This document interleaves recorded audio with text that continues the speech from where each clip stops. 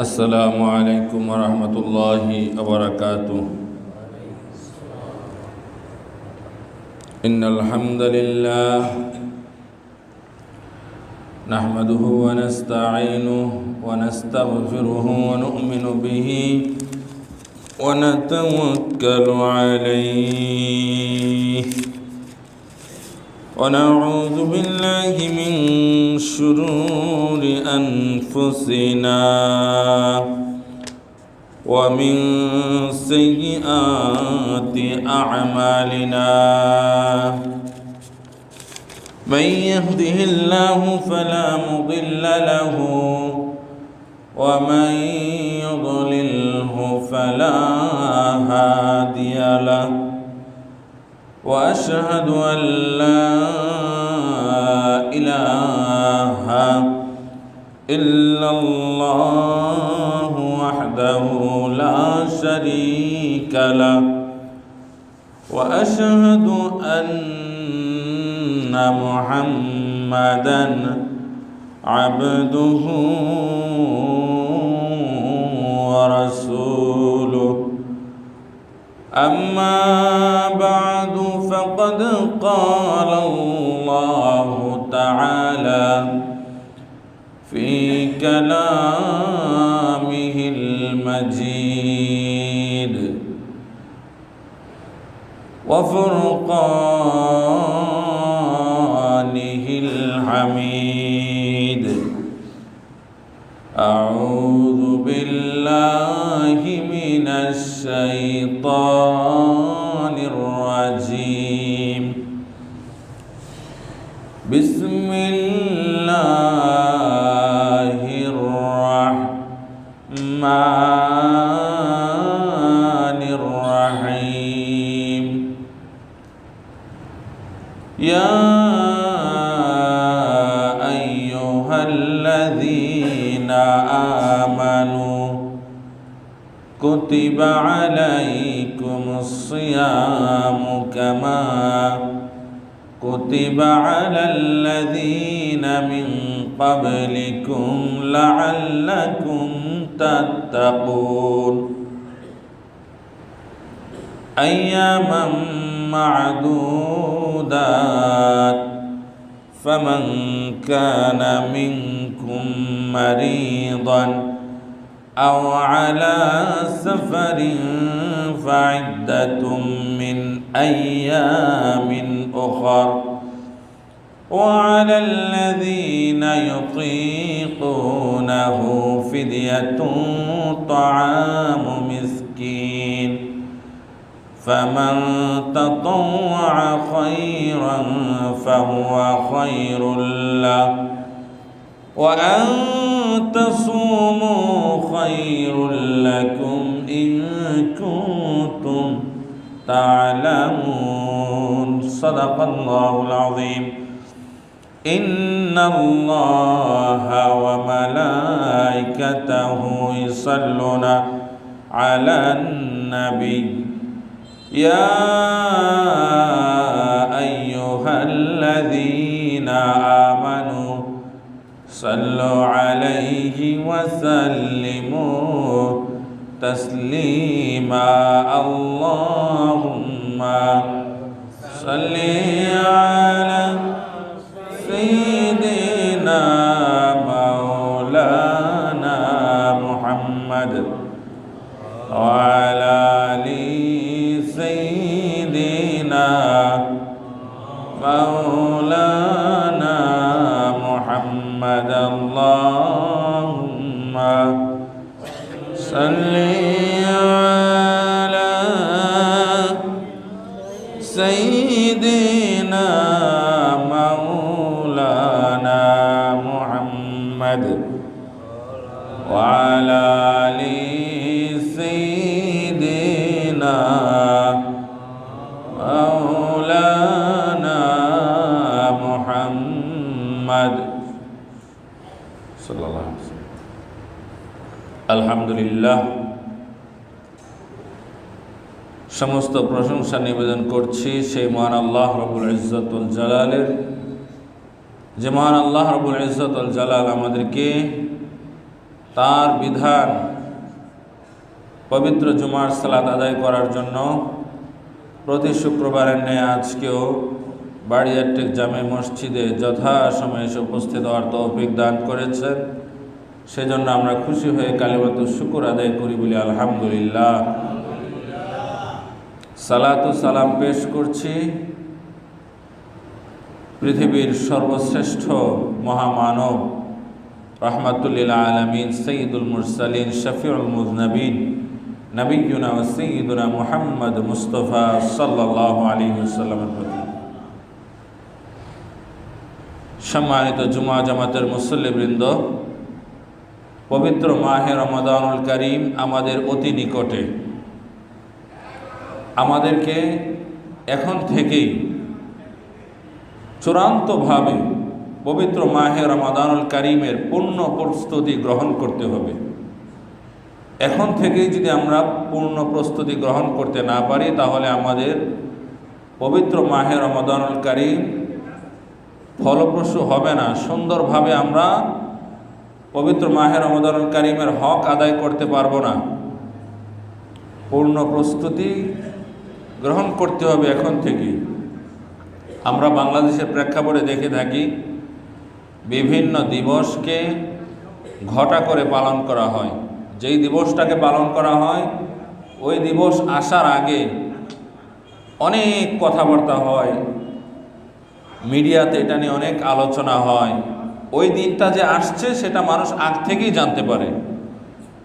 কিন্তু আমাদের যেই গুরুত্বপূর্ণ একটা মাস, মুমিন মুসলিমদের জন্য গুরুত্বপূর্ণ মাস, যেই মাসে মুমিন মুসলিমরা আল্লাহ তাআলার ফরজ বিধান সিয়াম সাধনা করে থাকে, সেই মাস যে আসে, সিয়াম সাধনার যেদিন থেকে শুরু হয় তার আগ দিনও বোঝা যায় না।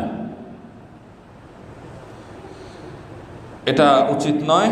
এখন থেকে আমরা পবিত্র মাহে রমাদানুল কারীমের পূর্ণ প্রস্তুতি গ্রহণ করব। আল্লাহ সুবহানাহু ওয়া তাআলা আমাদেরকে পূর্ণ প্রস্তুতি গ্রহণ করার তৌফিক দান করুন। আমরা বলি আল্লাহুম্মা আমিন। সম্মানিত জুমা জামাতের মুসল্লিবৃন্দ, আমরা পবিত্র মাহে রমাদানুল কারীমকে সার্থক করার জন্য কিছু প্রস্তুতি নিয়ে সংক্ষিপ্ত আকারে আলোচনা করব। আর আগামী শুক্রবার থেকে চূড়ান্তভাবে রমজান কেন্দ্রিক আলোচনা হবে ইনশাআল্লাহ। তবে এই যে সংক্ষিপ্ত আকারে আলোচনা করব বলছি, পবিত্র মাহে রমাদানুল কারীমকে সার্থক করার জন্য কিছু প্রস্তুতি নিয়ে আলোচনা করব। এই আলোচনা করার পূর্বে গত শুক্রবারের আলোচনা আমাদের যেখানে শেষ হয়েছিল তারপর থেকে সংক্ষিপ্ত আকারে কিছু আলোচনা করি, তারপরে আমরা আমাদের মূল আলোচনার দিকে চলে যাব।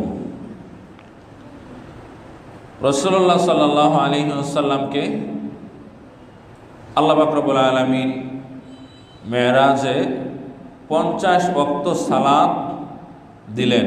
অফরিদ আলাইহি 50 সালাতান। এরপরে আল্লাহ পাক রব্বুল আলামিন রাসূলুল্লাহ সাল্লাল্লাহু আলাইহি ওয়াসাল্লামকে বিদায় দেন। রাসূলুল্লাহ সাল্লাল্লাহু আলাইহি ওয়াসাল্লাম যখন আল্লাহ পাক রব্বুল আলামিনের কাছ থেকে বিদায় নিয়ে ষষ্ঠ আসমানে চলে আসেন, সেখানে সাইয়েদনা হযরত মূসা আলাইহিস সালামের সাথে রাসূলুল্লাহ সাল্লাল্লাহু আলাইহি ওয়াসাল্লামের দেখা সাক্ষাৎ হয়।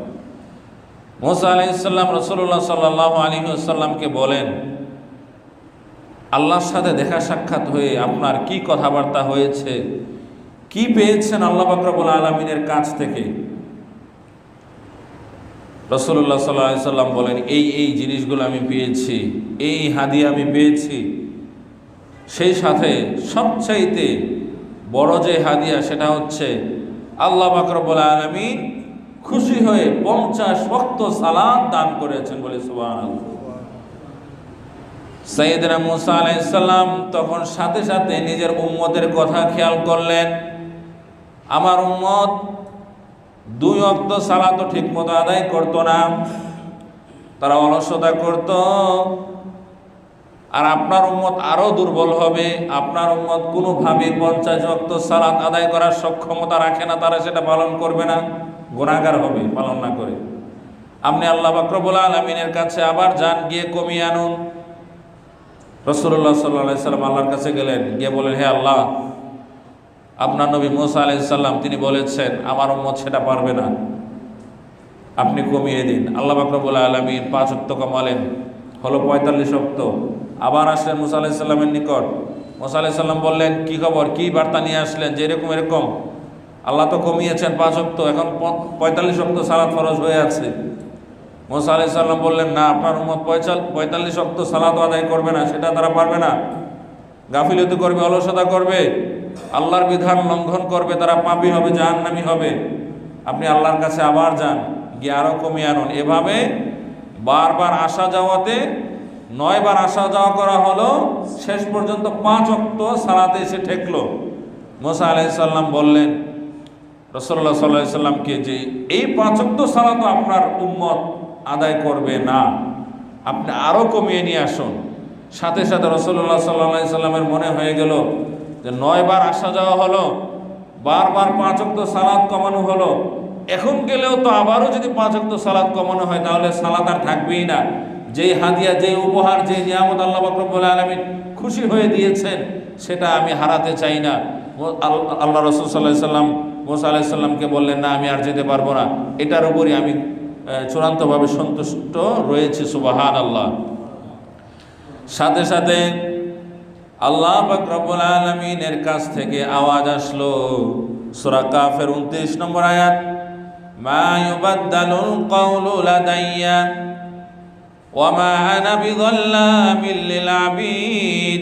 আমার কথার কোনো হেরফের হয় না, আমার কথার কোনো হেরফের হয় না। আমি ওয়া মা আনা বিযাল্লামিল লিল আবিদ, এবং আমি আমার কোনো বান্দার প্রতি জুলুম করি না। প্রশ্ন আসতে পারে, আল্লাহ পাক রব্বুল আলামিন 50 ওয়াক্ত দিয়েছিলেন, শেষ পর্যন্ত তো 5 ওয়াক্ত এসে ঠেকেছে, 5 ওয়াক্ত এসে ঠেকেছে, অথচ আল্লাহ পাক রব্বুল আলামিন বলছেন আমার কথার কোনো হেরফের হয় না। হেরফের তো হলো। আল্লাহ পাক রব্বুল আলামিন বোঝাতে চাইলেন, তাফসীরের মধ্যে এসেছে, যখন রাসূলুল্লাহ সাল্লাল্লাহু আলাইহি ওয়াসাল্লামকে আল্লাহ পাক রব্বুল আলামিন 50 ওয়াক্ত সালাত দিলেন, তখন 50 ওয়াক্তের জন্য একটা সওয়াব আল্লাহ পাক রব্বুল আলামিন নির্ধারণ করলেন। আমার উম্মত যদি 50 ওয়াক্ত সালাত আদায় করে তাহলে এই সওয়াব সে পাবে। এরপরে যে সালাত কমানো হয়েছে সেটা আল্লাহ পাক রব্বুল আলামিনের ইচ্ছা অনুযায়ী কমান নাই, রাসূলুল্লাহ সাল্লাল্লাহু আলাইহি ওয়াসাল্লাম আবেদন করেছেন, এই জন্য আল্লাহ পাক রব্বুল আলামিন কমিয়েছেন। কিন্তু আল্লাহ পাক রব্বুল আলামিন তার হাবিবকে রাসূলুল্লাহ সাল্লাল্লাহু আলাইহি ওয়াসাল্লামকে বলেছেন, হাবিব, সালাত কমিয়েছে আপনার কথা অনুযায়ী, আপনার কথা রাখতে গিয়ে, আপনার আবেদন রাখতে গিয়ে, কিন্তু আমার কথার কোনো হেরফের হয় না। এর মানে হচ্ছে 50 ওয়াক্ত সালাতের জন্য যে সওয়াব আমি নির্ধারণ করে দিয়েছিলাম, আপনার কোনো উম্মত যদি 5 ওয়াক্ত সালাতও যথাযথভাবে আদায় করে, তাহলে 50 ওয়াক্ত সালাত আদায় করলে যে সওয়াব সে পেত, সেই সওয়াব তার আমলনামায় আমি দিয়ে দেব। সুবহানাল্লাহ। তাহলে আমরা বুঝতে পারলাম 5 ওয়াক্ত সালাতে কেউ যদি সুন্দরভাবে যথাযথ প্রক্রিয়া অনুসরণ করে আল্লাহকে রাজি খুশি করার জন্য আদায় করে, তাহলে যেই 50 ওয়াক্ত সালাত আল্লাহ পাক রব্বুল আলামিন প্রথমে দিয়েছিলেন, সেই 50 ওয়াক্ত সালাতের জন্য যে সওয়াব আল্লাহ পাক রব্বুল আলামিন নির্ধারণ করেছিলেন, সেই সওয়াবই আল্লাহর বান্দারা পেয়ে যাবে। সুবহানাল্লাহ। এরপরে খুশি মনে রাসূলুল্লাহ সাল্লাল্লাহু আলাইহি ওয়াসাল্লাম জিবরাইল আলাইহিস সালামকে নিয়ে দুনিয়াতে আসবেন। কিন্তু ফাউতি আলা কওমিন, একটি জাতিকে দেখানো হলো, এমন জাতি তারা ফসল লাগাচ্ছে, তারা একদিন ফসল করে আরেক দিন ফসল করে। কুল্লামা হাসাদু, যখন তারা ফসল কেটে নিয়ে যায়, কাদা কামা কানা, আগে যেরকম ফসল ছিল সাথে সাথে ফসল হয়ে যায়। একদিন ফসল লাগায়, একদিন ফসল কাটে, কাটার পরে আবার সাথে সাথে আগের মতোই ফসল হয়ে যায়। রাসূলুল্লাহ সাল্লাল্লাহু আলাইহি ওয়াসাল্লাম বললেন, মা হাযা, এটা কি, এটার কারণ কি, এটা দ্বারা কি বোঝানো হয়েছে? জিবরাইল আলাইহিস সালাম বললেন, আল মুজাহিদুনা ফি সাবিলিল্লাহ, তারা হচ্ছে আল্লাহর রাস্তায় যারা জিহাদ করেছে তাদের দৃষ্টান্ত। তুদাআফ লাহুল হাসানাতু বিসাবিমিয়াতি দিফিন, তারা আল্লাহর পথে তাদের জীবনটাকে বিলিয়ে দিয়েছে, এজন্য আল্লাহ পাক রব্বুল আলামিন তাদের প্রতি খুশি হয়ে তাদের সওয়াব 700 গুণ পর্যন্ত বৃদ্ধি করে দিচ্ছেন। সুবহানাল্লাহ।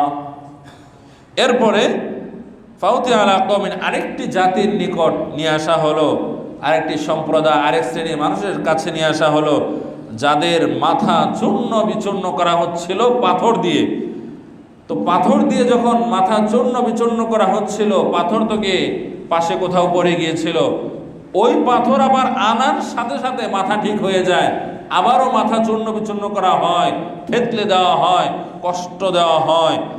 রাসূলুল্লাহ সাল্লাল্লাহু আলাইহি সাল্লাম এই বিভৎস দৃশ্য দেখে জিবরাইল আলাইহিস সালামকে বললেন, মা হাযা ইয়া জিবরাইল, এগুলো কি? জিবরাইল আলাইহিস সালাম বললেন, এই মানুষগুলো হচ্ছে তারা যারা আল্লাহ পাক রব্বুল আলামিনের জন্য সালাত আদায় করতো না, মাথা ঠেকাতো না জমিনে, রুকু করতো না, সেজদা করতো না, আল্লাহর বিধান পালন করতো না। এই জন্য আল্লাহ পাক রব্বুল আলামিন তাদেরকে এই শাস্তি দিচ্ছেন, যেই মাথা তারা আল্লাহর জন্য নোয়াতে কষ্ট হয়, ওই মাথাই তাদেরকে থেতলে দেওয়া হবে। থেতলে দেওয়া হয়েছিল। আরেক শ্রেণী, তাদের সামনেও জখম, পিছনে জখম, তাদের শরীর থেকে রক্ত বের হচ্ছে, দুর্গন্ধযুক্ত রক্ত, পুঁজ বের হচ্ছে। এদের খাবার হচ্ছে জাহান্নামীদেরকে যে পোড়ানো হয়, পোড়ানোর ফলে যেই রস, যেই পুঁজ তাদের শরীর থেকে বের হয়, ওই রস, ওই রক্ত, ওই পুঁজ তাদেরকে খাওয়ানো হয়। জাহান্নামের আগুনের তৈরি গাছ, জাক্কুম গাছ তাদেরকে খাওয়ানো হয়। জিবরাইল আলাইহিস সালামকে রাসূলুল্লাহ সাল্লাল্লাহু আলাইহি ওয়াসাল্লামকে বললেন, ও ভাই জিবরাইল, মা হাদা ইয়া জিবরাইল, হে আল্লাহর ফেরেশতা জিবরাইল, আপনি বলুন এগুলো কি? জিবরাইল আলাইহিস সালাম বললেন, এই মানুষগুলো তারা যাদেরকে আল্লাহ পাক রব্বুল আলামিন সক্ষমতা দান করেছিলেন, সচ্ছলতা দান করেছিলেন। কত মানুষ দরিদ্র অবস্থায় আছে, গরিব অবস্থায় আছে, কিন্তু তাদেরকে আল্লাহ তাআলা গরিব বানান নাই, সক্ষমতা দান করেছিলেন। বলেছিলেন, ওয়াফি আমওয়ালিহিম হাক্কুল লিসাইলি ওয়াল মাহরুম, ধনীদের সম্পদের মধ্যে গরিবদের হক রয়েছে, কিন্তু তারা গরিবের হক আদায় করে নাই, গরিবকে তারা যাকাত দেয় নাই, গরিবকে তার প্রাপ্য দেয় নাই। তার সম্পদের মধ্যে যে গরিবের হক রয়েছে, অধিকার রয়েছে, সেটা তারা বিশ্বাস করতো না। এই শ্রেণীর মানুষকে আল্লাহ পাক রব্বুল আলামিন এভাবে শাস্তি দিচ্ছেন, বলে নাউযুবিল্লাহ। আরেক শ্রেণীর মানুষ, যাদের সামনে গোশত আছে, ডেগের মধ্যে বড় বড় ডেগ গোশত আছে, ভালো গোশত আছে, খারাপ গোশত আছে, এগুলো হাদিসের মধ্যে আছে। তো সংক্ষিপ্ত আকারে বলবো আর কি, সব বলবো না, যাতে করে অন্ততপক্ষে মনকে এটা বোঝাতে পারি যে সংক্ষিপ্ত আকারে হলো মেরাজের আলোচনা শেষ হয়েছে। এরপরে তো পবিত্র মাহে রমাদান কারিম নিয়ে কিছু কথা বলবোই। যাদের সামনে গোশত রয়েছে, ভালো গোশত রয়েছে, খারাপ গোশত রয়েছে, কিন্তু এই মানুষগুলো খারাপ গোশত খাচ্ছে আর আযাব অনুভব করছে, কষ্ট অনুভব করছে, কিছুতেই তারা ভালো গোশতের কাছে যেতে পারছে না। রাসূলুল্লাহ সাল্লাল্লাহু আলাইহি সাল্লাম বললেন, ফাকালা নবী সাল্লাল্লাহু আলাইহি সাল্লাম বিজিবরিল, মা হাযা, হে জিবরাইল, এগুলো কি? এর কারণ কি? এই শাস্তি কেন? তারা কেন ভালো গোশত খেতে পারছে না? জিবরাইল আলাইহিস সালাম বলেন, ক্বালা রাজুলুম মিন উম্মাতিকা, এরা হচ্ছে আপনার উম্মত, তাকুনু ইনদাহু আল মারাতুল হালাল ওয়াত তাইয়্যিবা, তাদের ঘরে স্ত্রী ছিল, কিন্তু তারা স্ত্রী থাকা সত্ত্বেও পর নারীর সাথে সম্পর্ক রেখে চলতো, পরকিয়া করত, এই জন্য তাদের এই আযাব। আরও দেখা গেল বিভিন্ন নারীদেরকে এরকম আযাব দেওয়া হচ্ছে। কারণ জিজ্ঞেস করা হলে বলা হয়েছিল, তাদের স্বামী ছিল, স্বামী থাকা সত্ত্বেও তারা ফেসবুকে, মেসেঞ্জারে, ইউটিউবে বিভিন্নভাবে অন্য মানুষের সাথে সম্পর্ক রাখত। হাদিসে আবার ফেসবুকের কথা বলা নাই, মানে যেভাবেই হোক, পুরুষ পর নারীর সাথে সম্পর্ক রাখত, নারী পর পুরুষের সাথে সম্পর্ক রাখত, পুরুষের স্ত্রী থাকা সত্ত্বেও, নারীর স্বামী থাকা সত্ত্বেও, এই জন্য তাদেরকে শাস্তি দেওয়া হবে। আরেক শ্রেণী মানুষ, রাস্তায় কাঁটা বিছানো আছে, ওই কাঁটা দিয়ে তাদের পেট ছেঁড়া হচ্ছে, পেট ফেরে ফেলা হচ্ছে। বলা হলো, এরা কারা? রাসূলুল্লাহ সাল্লাল্লাহু আলাইহি ওয়াসাল্লাম জানতে চাইলেন। জিবরাইল আলাইহিস সালাম বললেন, যারা রাস্তার মধ্যে মানুষকে কষ্ট দিত, যারা রাস্তার মধ্যে ছিনতাই করত, রাহাজানি করত, খুন করত, ডাকাতি করত, মানুষের অধিকার খর্ব করত, এই জন্য তাদেরকে এইভাবে শাস্তি দেওয়া হচ্ছে। আরেক শ্রেণী, যারা বিশাল লাকড়ির বোঝা মাথায় নেওয়ার চেষ্টা করছিল, কিন্তু নিতে পারছে না, কিন্তু লাকড়ি জমিয়ে জমিয়ে লাকড়ির বোঝা বড় করছিল আর চেষ্টা করছিল মাথায় নেওয়ার জন্য, কিন্তু পারছে না, চেষ্টা করছে, পারছে না, আর আযাব অনুভব করছে, চিল্লাপাল্লা করছে। আল্লাহ রাসূল সাল্লাল্লাহু আলাইহি সাল্লাম বললেন, ফাকালা মা হাযা ইয়া জিবরাইল, হে ফেরেশতা, আল্লাহর ফেরেশতা জিবরাইল আলাইহিস সালাম, আপনি বলুন এগুলো কি? এর কারণটা কি? তারা এই শাস্তি কেন অনুভব করছে? লাকড়ির বোঝা বিশাল লাকড়ির বোঝা তারা মাথায় নেওয়ার চেষ্টা করছে কিন্তু পারছে না। এটার ব্যাখ্যা কি, কেন তাদেরকে এই শাস্তি দেওয়া হচ্ছে? জিবরাইল আলাইহিস সালাম বলেন, ক্বালা হাযা রাজুলু মিন উম্মাতিকা ইয়াকুনু আলাইহি আমানাতুন নাস লা ইয়াকদিরু আলা আদাইহা। এরা হচ্ছে আপনার ওই সমস্ত পাপী উম্মত যাদেরকে আমানত দিলে তারা স্বাচ্ছন্দ্যে আমানত গ্রহণ করত, বলতো আমানত রক্ষা করবে। সেটা টাকা পয়সা হতে পারে, ধন দৌলত, কোনো বস্তু হতে পারে, বা কথার আমানত হতে পারে। কিন্তু আমানত বহন তারা করত, বলতো ঠিক আছে আমানতের খেয়ানত হবে না, চিন্তা করো না। কিন্তু তারা আমানতের খেয়ানত করত, ব্যক্তির অধিকার খর্ব করত। এই যে আমানত নিতে পারছে না, বলে দিতে পারতো যে আমানত আমি রক্ষা করতে পারবো না, আমাকে বলে লাভ নাই বা আমার কাছে দিয়ে লাভ নাই। কিন্তু তারা ঠিকই নিত, আমানত গ্রহণ করত, কিন্তু আমানত আদায় করতো না। এই জন্য তাদের এই শাস্তি। আরেক শ্রেণী, যাদের জিহ্বা এবং ঠোঁট কেচি দ্বারা কেটে দেওয়া হচ্ছে। জিহ্বা এবং ঠোঁট কেচি দ্বারা কেটে দেওয়া হচ্ছে। আমরা অনেকে এটা জানি যে কোন শ্রেণী মানুষকে এইরকম শাস্তি দেওয়া হবে। রাসূলুল্লাহ সাল্লাল্লাহু আলাইহি সাল্লাম বলেন, মা হাযা ইয়া জিবরাইল, হে জিবরাইল, তাদের ঠোঁট এবং জিহ্বা কেন কেচি দ্বারা কেটে দেওয়া হচ্ছে? তাদেরকে কেন এইরকম কষ্ট দেওয়া হচ্ছে? রাসূলুল্লাহ সাল্লাল্লাহু আলাইহি সাল্লাম বলেন, ক্বালা হাউলাই খুতবাতুল ফিতনা। তারা হচ্ছে ওই শ্রেণীর আলেম যারা ওয়াজের মধ্যে মিথ্যা কথা বলতো, বানোয়াট কথা বলতো। আল্লাহর নামে তারা এমন কথা চালিয়ে দিত, রসুলের নামে তারা এমন কথা চালিয়ে দিত যে কথা আল্লাহ বলেন নাই, কিন্তু তারা বলতো আল্লাহ বলেছে, রসুল বলে নাই, কিন্তু বলতো রসুল বলেছে। বিভিন্ন তথাকথিত শিক্ষণীয় ঘটনা বলতো। মানুষ হায়দাস মানে কান্নাকাটি করতো, মানুষের তথাকথিত দিল নরম হতো, মানুষ খুশি হতো। মানুষকে খুশি করার জন্য তারা বানোয়াট কথাবার্তা বলতো। এই যে বানোয়াট কথাবার্তা বলতে আল্লাহ তাআলা এবং তার রাসূল সাল্লাল্লাহু আলাইহি সাল্লাম নিষেধ করেছেন, সেই নিষেধ তারা মানত না, বরং মানুষকে চমৎকৃত করার জন্য অমুক দেশে এই ঘটনা ঘটেছে, অমুক দেশে মানুষের কবরে সাপ পাওয়া গিয়েছে, এই পাওয়া গিয়েছে, সেই পাওয়া গিয়েছে। এগুলো অনেকে বলে কিনা? আপনি যদি বলেন তাহলে ভালো করে বলেন, যাতে মানুষ বিশ্বাস করে যে এরকম একটা কিছু হয়েছিল, যে আমি জেনেছি এইভাবে এইভাবে, এই পত্রিকায় এসেছিল, এটার অথেন্টিক, সেটা ভিন্ন ব্যাপার। কিন্তু অনেকেই আন্তাজে কথা বলে। অমুক দেশের অমুক নারী সারাদিন টেলিভিশন দেখতো, এই জন্য দেখা গেছে মরার পরে তার লাশ যখন কবরের মধ্যে নামানো হবে, কিছুতেই কবরের মধ্যে লাশ নামানো যাচ্ছে না। এরপরে আলেম ওলামারা আসলো, এই মিথ্যা কথা, এগুলো বেশিরভাগই মিথ্যা কথা। এরপরে এগুলো বলে সবাই, প্রায় মানুষ বলে আর কি। এরপরে আলেম ওলামারা আসলো, কি ব্যাপার, জানাজা হলো, লাশ কেন কবরে যাচ্ছে না? মা বাবাকে জিজ্ঞেস করা হলো, আপনার মেয়ের স্বভাব সম্পর্কে বলেন। মা বাবা বলতো, আমার মেয়ে রোজা রাখতো না, সারাদিন টেলিভিশন দেখতো, সারাদিন টেলিভিশন দেখার কারণে এই জন্য হয়তো বা আল্লাহ পাক রব্বুল আলামিন অসন্তুষ্ট হয়ে গিয়েছেন, কবরে লাশ নামানো যাচ্ছে না, টেলিভিশন সহকারে কবর দাও। এরকম কথাবার্তা বলা হয় কিনা? বলে না? এই পর্যন্ত দেখেছেন এরকম একটা ঘটনা ঘটেছে? ঘটতে পারে, সেটা ভিন্ন জিনিস, কিন্তু আমরা তো দেখি নাই। এখন তো মানুষ টেলিভিশন আর বেশি দেখে, মোবাইল দেখে, গান দেখে। একটা ঘটনা তো আমাদের সামনে হয় নাই। এগুলোর সাথে ধর্ম, সত্য, মিথ্যা হওয়ার কোনো সম্পর্ক নেই। সত্য কোনো কিছু জানলে, কোরআন হাদিসে থাকলে সেটা বলবো। আর বাস্তবতা, যদি কোনো বাস্তব ঘটনা আমাদের জানা থাকে, অথেন্টিকভাবে সেটা আমরা জেনে থাকি, সোর্স থাকে, তাহলে সেটা মেনটেন করি আমরা মানুষের সামনে বলা উচিত, যারা বলে আর কি। কিন্তু অধিকাংশ মানুষ, এটা কোরআনের কথা, হাদিসের কথা, মানুষকে চমৎকৃত করার জন্য এই ধরনের বানোয়াট কথাবার্তা বলে।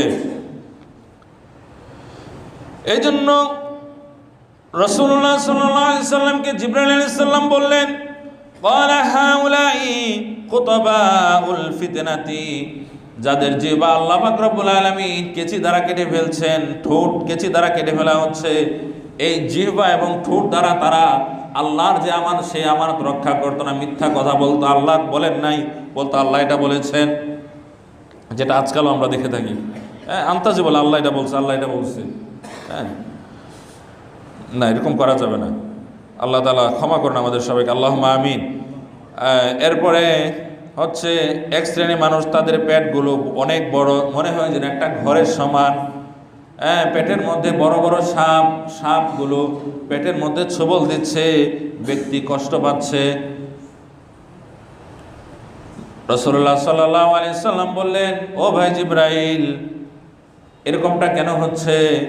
জিবরাইল আলাইহিস সালাম বলেন, আকিলাতুর রিবা, তারা হচ্ছে সুদ খায়, সুদ খাওয়ার কারণে তাদের এরকম শাস্তি দেওয়া হচ্ছে। হাদিসের মধ্যে এসেছে এবং কোরআনেও আছে, কোরআনটাকে বলি, যে যারা সুদ খায় তারা যেন আল্লাহ এবং তার রাসূলের সাথে যুদ্ধ করে। আল্লাহ এবং তার রাসূলের সাথে তারা যুদ্ধে লিপ্ত আছে। আর যারা আল্লাহ এবং তার রাসূলের সাথে যুদ্ধের ঘোষণা দিয়েছে তাদেরকে আল্লাহ হেদায়েত দান করবেন না। অতএব এই ঘৃণ্য কাজ থেকে আমরা অবশ্যই ফিরে আসব। এখন আমরা জানব পবিত্র মাহে রমাদানুল কারীমকে সার্থক করার জন্য কিছু প্রস্তুতি সম্পর্কে জানব। আর আগামী শুক্রবার থেকে ইনশাআল্লাহ আল্লাহ তাআলা বাঁচিয়ে রাখলে, তৌফিক দান করলে, একদম রমাদানুল কারীম কেন্দ্রিক চূড়ান্ত আলোচনা হবে এবং আমরা রমাদানুল কারীম কেন্দ্রিক সব বিষয় আমরা ইনশাআল্লাহ জেনে যাব। রমাদানুল কারীমকে ফলপ্রসূ করার জন্য, যথাযথভাবে এর হক আদায় করার জন্য কিছু প্রস্তুতি রয়েছে। যে এক নম্বর প্রস্তুতি হতে পারে এখন থেকেই মানসিকভাবে পবিত্র মাহে রমাদানুল কারীমকে বরণ করে নেওয়ার জন্য পূর্ণ প্রস্তুতি গ্রহণ করা, রমাদানুল কারীমকে বরণ করে নেওয়ার মন মানসিকতা থাকা। রমাদানুল কারীম আর কতদিন রয়েছে সেটা ঘরের মধ্যে পরিবারের মানুষদের সাথে আলোচনা করা, যাতে করে এটাকে আমরা পূর্ণভাবে ধারণ করতে পারি। এই রমাদানুল কারীমকে কেন্দ্র করে যেন আমাদের মধ্যে আবেগ অনুভূতি তৈরি হয়। কারণ আলোচনা না করলে, প্রস্তুতি না নিলে আবেগ তৈরি হবে না। বরং এই রমাদানুল কারীম, এই সারাদিন না খেয়ে থাকা আমাদের কাছে, অনেকের কাছে এটা একটা বোঝা মনে হবে, কষ্টের কারণ মনে হবে। অথচ কোনো মুমিন রমাদানুল কারীমকে, সিয়াম সাধনাকে বোঝা মনে করতে পারে না, কষ্টের কারণ মনে করতে পারে না, বরং এটাকে সে আশীর্বাদ মনে করবে, নিজেকে পুত পবিত্র করার মাধ্যম মনে করবে, জান্নাতে যাওয়ার মাধ্যম মনে করবে। কখন রমাদানুল কারীম আসবে সেই অপেক্ষা সে করবে। এটা হচ্ছে মুমিনের আলামত। কিন্তু যারা পরিপূর্ণ মুমিন হতে পারে নাই, তারা বরং ভয়ের মধ্যে থাকবে, কোন দিন নাকি চলে আসে, এরপরে না খেয়ে থাকতে হবে, কত ঝামেলা। এটাকে ঝামেলার কারণ মনে হবে। আল্লাহ পাক রব্বুল আলামিন যেই বিধান দিয়েছেন বান্দাকে পুত পবিত্র করতে, তার মধ্যে তাকওয়া অর্জন করার জন্য, তাকে জান্নাতি বানানোর জন্য, সেইটাকে যদি আমাদের কাছে একটা কষ্টের কারণ মনে হয়, ঝামেলার কারণ মনে হয়, বিরক্তির কারণ মনে হয়, বুঝতে হবে আমি পূর্ণ মুমিন হতে পারি নাই। প্রিয় হাজিরিন, 2 নম্বরে হচ্ছে এখন থেকে রমাদানের ফজিলত নিয়ে পরিবারের মানুষদের সাথে আলোচনা করা। রমাদানুল কারীমের কি ফজিলত রয়েছে, সিয়াম সাধনা করলে কি সওয়াব দিবেন, না আদায় করলে কি গুনাহ হবে, এর কি ফজিলত রয়েছে, এই বিষয় নিয়ে আমরা বই পড়ব, আলেম ওলামাদের আলোচনা শুনব এবং এটা ঘরের মানুষদের সাথে এ বিষয়ে আলোচনা করব, এর মর্যাদা নিয়ে আলোচনা করব। 3 নম্বরে হচ্ছে এই রমাদানকে কাজে লাগাবই, এই প্রতিজ্ঞা করা, নিজের গুনাহ খাতা ক্ষমা করবই। কারণ হাদিসের মধ্যে এসেছে আল্লাহ পাক রব্বুল আলামিন পবিত্র মাহে রমাদানুল কারীমে তার অসংখ্য বান্দাবান্দীদেরকে ক্ষমা করে দেন। অতএব আমার যত গুনাহ আছে, এই রমাদানুল কারীমকে কাজে লাগিয়ে আমি আমার গুনাহ খাতা ক্ষমা করিয়ে মাসুম তথা নিষ্পাপ হয়ে যাব, এই ইরাদা করা, এই প্রতিজ্ঞা করা, এই ইচ্ছা পোষণ করা, এটা রমাদানুল কারীম আসার আগেই করতে হবে। 4 নম্বরে হচ্ছে আগের রমাদানুল কারীমের কোনো সিয়াম তথা রোজা যদি কাজা থেকে যায়, গত বছর কোনো কারণে সিয়াম সাধনা করতে পারি না, প্রচণ্ড অসুস্থ ছিলাম, বা যৌক্তিক কারণে ভ্রমণে গিয়েছিলাম অনেক দূরে সফরে, কেননা কোরআনের কথা একটু পরে বলবো, যে ভ্রমণ করলে অসুস্থ থাকলে তাহলে ব্যক্তি চাইলে সে রোজা ভাঙতে পারে, পরবর্তীতে রেখে দিবে। কিন্তু মা বোনদেরও বিভিন্ন সমস্যার কারণে রমজান মাসে সব রোজা রাখা সম্ভব হয় না অনেক সময়, তো তাদের কোনো রোজা থেকে গেলে এই রোজা আসার আগে, এই সিয়াম সাধনার মাস আসার আগেই সেগুলো রেখে দেওয়া, আদায় করে ফেলা, না হলে জমে যাবে, মনেও থাকবে না যে কয়টা রোজা জমে গেছে। এরপরে 5 নম্বরে হচ্ছে আল্লাহ পাক রব্বুল আলামিন এই রমাদানুল কারীমে তার অসংখ্য বান্দাবান্দীদেরকে গণহারে ক্ষমা করে দেন। এই গণহারে ক্ষমার উপযুক্ত হওয়া, সবাইকে ক্ষমা করেন না। আছে যে শিরিক যারা করবে, শিরিকের সাথে যাদের সম্পর্ক থাকবে, তারা সিয়াম সাধনা করলেও, তারাবির নামাজ পড়লেও, সেহরি খেলেও, ইফতার করলেও, যেহেতু শিরকের সাথে তাদের সম্পর্ক আছে, গণহারে আল্লাহ পাক রব্বুল আলামিন যে তার অসংখ্য বান্দাবান্দীদেরকে ক্ষমা করবেন, ওই সমস্ত মানুষ যারা শিরকের সাথে সম্পৃক্ত আছে তারা ক্ষমার উপযুক্ত হবে না। অতএব শিরকের সাথে সম্পর্কিত যদি আমরা থেকে থাকি, শিরকের সাথে যদি কোনো প্রকার সম্পর্ক থাকে, শিরক থেকে বিরত থাকতে হবে, একমাত্র আল্লাহর ইবাদত করতে হবে। 6 নম্বরে হচ্ছে বিগত রমাদানে কোনো প্রতিশ্রুতি যদি রাখতে পারেন, এরকম থাকে প্রতিশ্রুতি দিয়েছিলাম যে একটা সিয়াম সাধনাও মানে ভাঙবো না, সবগুলো রাখবো, তারাবি মিস করব না, সেহরি খাবো। অনেক মানুষ আছে যারা বলে তারাবির পরে ভালো করে খেয়েছিলাম, এখন সেহরি খেতে মনে চায় না, সেহরি না খেয়েও রোজা রাখতে পারি। হ্যাঁ, এটা ঠিক আছে, সেহরি না খেলেও রোজা হয় রোজার নিয়ত করলে, কিন্তু আমাদেরকে মনে রাখতে হবে হাদিসের মধ্যে আছে তাসাহারু, তোমরা সেহরি খাও, ফাইন্না ফিস সাহুরি বারাকা, কেননা সেহরির মধ্যে রয়েছে বরকত। অতএব এই বরকতময় সেহরি এরকম যদি কেউ থেকে থাকে যে খাই নাই, সেখান থেকে ফিরে আসতে হবে। অর্থাৎ বিগত বছরে যে ভুল ত্রুটি ছিল, প্রতিশ্রুতি দিয়েছিলাম একটা রোজাও ভাঙবো না, কিন্তু ভেঙে ফেলেছি, একটা তারাবিও মিস করবো না, কিন্তু মিস হয়ে গিয়েছে। তো কেন মিস হলো, কোন ভুল ত্রুটির কারণে মিস হলো, সেগুলোকে আইডেন্টিফাই করে এবার দৃঢ় প্রতিজ্ঞ হওয়া যে আমি সঠিকভাবে রমাদানুল কারিমের যে হক রয়েছে সেই হকগুলো আমি আদায় করব। আগের থেকে যদি প্রতিজ্ঞাবদ্ধ না হই, তাহলে কিন্তু আমাদের জন্য সেটা কঠিন হয়ে যাবে। 7 নম্বরে হচ্ছে পবিত্র রমাদানের বিধিবিধান শিখে ফেলতে হবে। রোজা ভঙ্গের কারণ কি করলে রোজা হালকা হয়ে যায়, কি করলে রোজা সার্থক হয়, সেগুলো আগের থেকেই জানতে হবে। রোজা রমজানের মাসলা মাসাইল অবশ্যই আগামী শুক্রবার তো অনেক আলোচনাই হবে, পুরো আলোচনারই রমজান কেন্দ্রিক হবে, এরপরও তো হবেই ইনশাল্লাহ। আমাদের অনেক কিছু আমরা জেনে ফেলতে পারবো, কিন্তু এখন থেকেই বাসা বাড়িতে আমরা রমজান কেন্দ্রিক যে বইগুলো রয়েছে সেগুলো অধ্যয়ন করব, না থাকলে বই ক্রয় করব, কিতাব ক্রয় করব, আলেম ওলামাদের আলোচনা শুনবো, রমজান কেন্দ্রিক ভালো যে আলোচনা রয়েছে সেগুলো শুনবো। আমি আপনি রোজা ভঙ্গের কারণ জানলাম না, অথবা জানলাম যখন রোজা প্রায় শেষের দিকে, কিন্তু ইতিপূর্বে রোজা ভঙ্গের কারণের মতো কারণ ঘটেছে, রোজা ভেঙে গেছে, তাহলে তো হলো না। 8 নম্বরে হচ্ছে চাঁদ দেখার চেষ্টা করা। চাঁদ দেখা এটা হচ্ছে একটা সওয়াবের কাজ, আমরা অনেকে জানি না, চাঁদ দেখার চেষ্টা করি না, এই জন্য তো আবেগ অনুভূতি তৈরি হয় না। রমজানকে কেন্দ্র করে যে আবেগ অনুভূতি হওয়ার কথা, ঈদকে কেন্দ্র করে যে আবেগ অনুভূতি হওয়ার কথা, সেটা তো এখন ওই রকম আগের মতো হয় না, কেন মানুষ এখন যান্ত্রিক হয়ে গিয়েছে, রোবটের মতো হয়ে গিয়েছে। এখন মানুষ মানে এই আনন্দটা করতে চায় না, চাঁদ দেখতে চায় না, অপেক্ষায় থাকে টেলিভিশনে কি বলে, ফেসবুকে কি বলে। এই ফেসবুকের জন্য অপেক্ষা করার কারণে কয়েক বছর এরকম হয়ে গিয়েছে যে সবাই পরনির্ভরশীল, দেখি টেলিভিশনে বা ফেসবুকে কি বলে। এদিকে চাঁদ ঠিকই কোথাও কোথাও উঠেছে, কিন্তু দেখে নাই। এরপরে দেখা গেছে তারাবির নামাজ পড়া হয়েছে, এরপরে বলা হয়েছে যে অমুক জায়গা থেকে চাঁদ দেখা হয়েছে, তাহলে আগামীকাল ঈদ। অথচ আগামীকাল ঈদ হলে ওই রাতে কিন্তু আর তারাবির নামাজ পড়ার প্রয়োজন ছিল না। এটা কেন হয়েছে?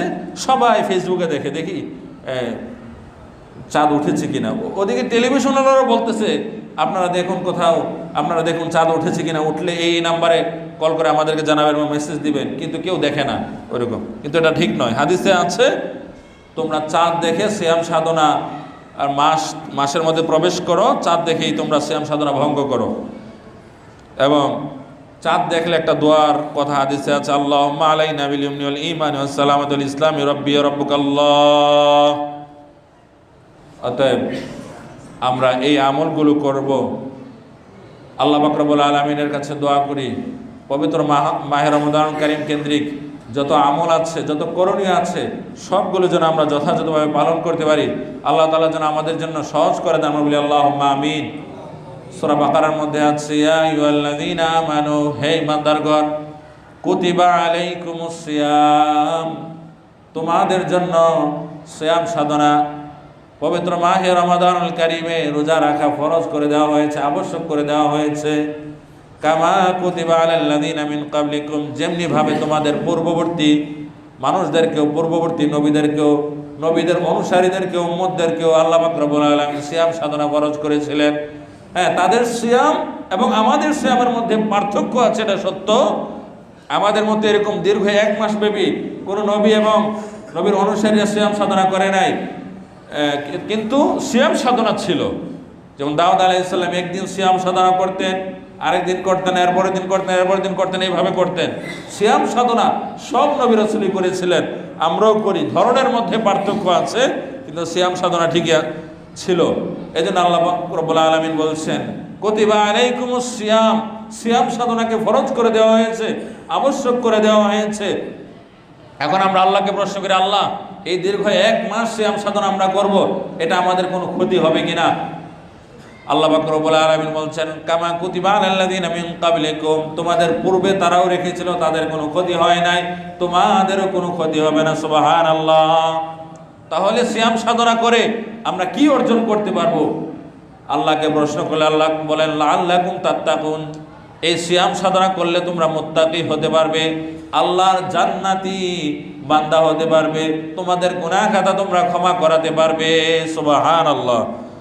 অতএব মুত্তাকি হওয়ার জন্য, আল্লাহর জান্নাত লাভের জন্য আল্লাহ পাক রব্বুল আলামিন যে সিয়াম সাধনা আমাদেরকে দিয়েছেন, সেটা অবশ্যই আমরা রাখব। সিয়াম সাধনা করলে পাপ পঙ্কিলতা থেকে মানুষ অনেকাংশে বিরত থাকে। পরিপূর্ণভাবে সিয়াম সাধনা করলে তো কোনো পাপের সাথে কোনো মানুষ জড়াতে পারে না। এবং ধনিক শ্রেণীর মানুষ, তারাও গরিবের দুঃখ, দুর্দশা, অভাব, অনটন বুঝতে পারে। দীর্ঘ 1 মাস দিনের বেলা না খেয়ে থাকলে কত কষ্ট হয়, সেই কষ্টটা আমরা কার জন্য স্বীকার করি? আল্লাহর জন্য। এই স্বীকার করার কারণে যে সমস্ত মানুষের রাস্তায় ঘুমায়, যাদের ঘর বাড়ি নেই, একবেলা খেলে আরেকবেলা খেতে পারে না, তাদের জন্য মায়ার উদ্রেক হয়, দয়ার উদ্রেক হয়। বুঝতে পারি যে পেটে খাবার না থাকলে কত কষ্ট হয়। আমরা যদি রোজা না রাখি, তাহলে আমরা বুঝবো কীভাবে যে পেটে খাবার না থাকলে কি কষ্ট হয়। প্রিয় হাজিরিন, এরপর আল্লাহ বলছেন, আইয়ামাম মা'দুদাত, সিয়াম সাধনা আমি তোমাদের জন্য সারা বছর দেই নাই, 1 মাস দিয়েছি। ফামান কানা মিনকুম মারিদান আও আলা সাফার, ফামান কানা মিনকুম মারিদান, তোমাদের মধ্যে কেউ যদি সিয়াম সাধনার মাসে অসুস্থ থাকে, খুবই অসুস্থ, এমন অসুস্থ যে সিয়াম সাধনা করা ব্যক্তির জন্য কষ্টদায়ক হয়ে যাবে, কষ্টের কারণ হবে এবং মৃত্যুর কারণও হতে পারে। অথবা দিনদার ডাক্তার, যে কোনো ডাক্তার না, দিনদার ভালো ডাক্তার, যেই ডাক্তার দিন ধর্ম পালন করে, ধর্মের প্রতি যার বিদ্বেষ নাই, ঘৃণা নাই, এরকম ডাক্তার যদি বলে যে আপনার জন্য সিয়াম সাধনা করা এই রমজান মাসে ক্ষতির কারণ হবে, বা এতদিন আপনি সিয়াম সাধনা করবেন না, তাহলে তার কথা অনুযায়ী সিয়াম সাধনা ভঙ্গ করা যাবে, তবে পরবর্তীতে তা রেখে দিতে হবে। কিন্তু অল্প অসুস্থ হলে, নামকা অস্তে অসুস্থ হলে সিয়াম সাধনা ভঙ্গ করা উচিত নয়।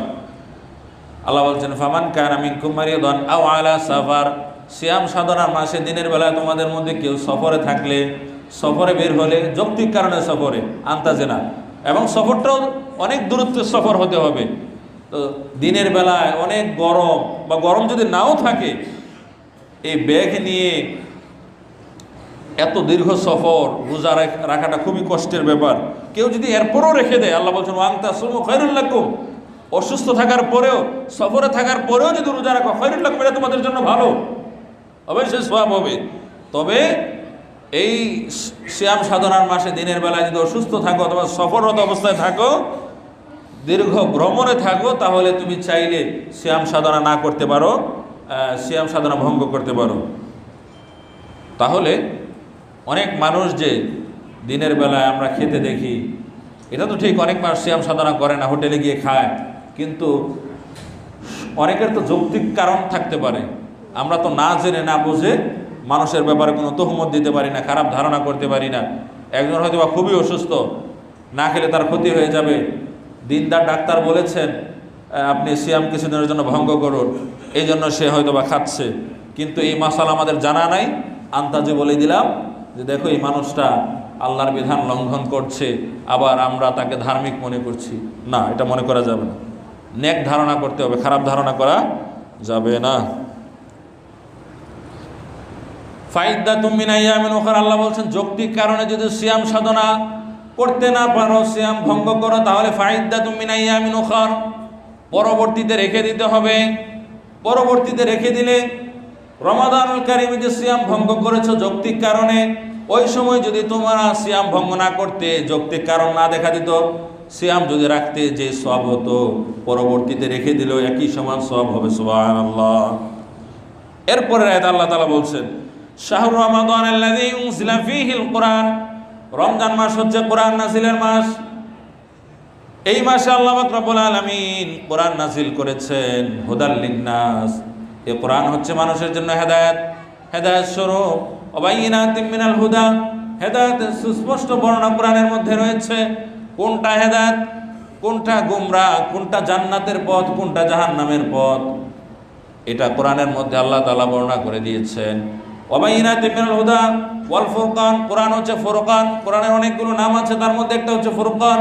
ফুরকান মানে হচ্ছে যেটা সত্য এবং মিথ্যাকে আলাদা করে দেয়, কোনটা সত্য কোনটা মিথ্যা যেই গ্রন্থ বলে দিতে পারে সেটাই হচ্ছে ফুরকান। আল্লাহর কালামের মধ্যে আল্লাহ তাআলা তাই বলে দিয়েছেন কোনটা সঠিক, কোনটা বেঠিক, কোনটা হক, কোনটা বাতিল, কোনটা জান্নাতের রাস্তা, কোনটা জাহান্নামের রাস্তা, সব বলে দেওয়া আছে। এই জন্য কোরআনটা যদি অন্ততপক্ষে আমরা ভালোভাবে অধ্যয়ন করি, অনুবাদ পড়ি, তাফসির পড়ি, তাহলে কিন্তু আমাদের জন্য অনেক সহজ হয়ে যাবে দিন পালন করা। কোনটা জান্নাতের পথ, কোনটা জাহান্নামের পথ, কোনটা আল্লাহর পথ, কোনটা শয়তানের পথ, সেটা আমরা বুঝতে পারবো।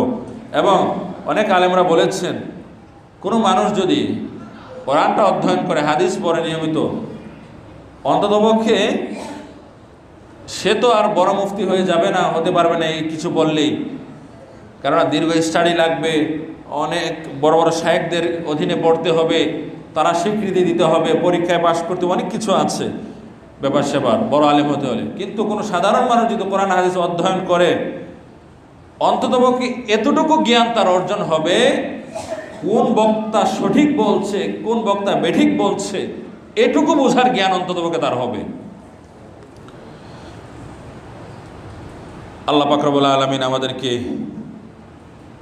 কোরআন অনুযায়ী জীবনযাপন করার তৌফিক দান করুন। সামনে যে পবিত্র মাহে রমাদান কারীম আসছে, এই মাসের যত ফজিলত আছে সেই ফজিলতগুলো যেন আমরা অর্জন করতে পারি, আমরা আল্লাহর কাছে সেই দোয়াই করি। আমরা বলি আল্লাহুম্মা আমিন। ওয়া আখিরু দাওয়ানা আলহামদুলিল্লাহি রাব্বিল আলামিন। আসসালামু আলাইকুম ওয়া রাহমাতুল্লাহি ওয়া বারাকাতুহু। যারা সুন্নাত নামাজ পড়েনি, 4 রাকাত সুন্নাত নামাজ পড়েন।